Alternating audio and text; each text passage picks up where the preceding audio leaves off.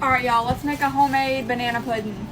You're gonna need 1 pack of banana cream and 1 pack of vanilla pudding, Cool Whip, bananas, vanilla wafers. Let's go.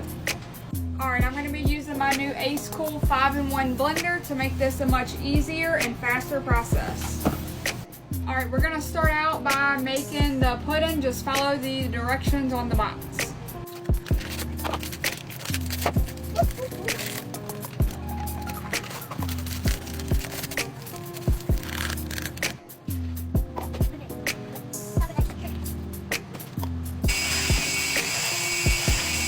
Once you get your pudding to a good consistency, you're going to add in 1 tub of Cool Whip.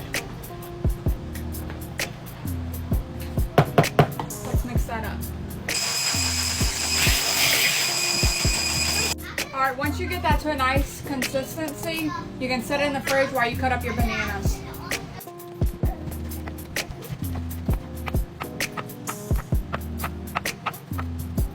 Alright, now that I have everything prepared, let's go ahead and layer it.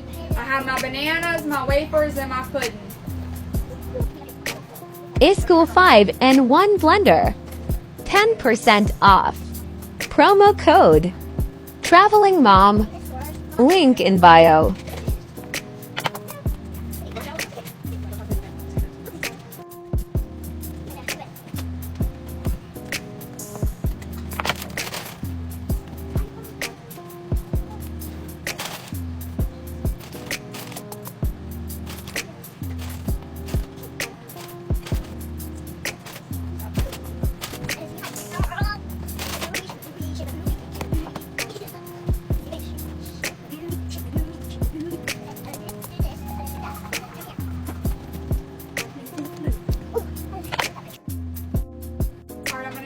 Acekool Hand Blender to blend up some wafers to put on top.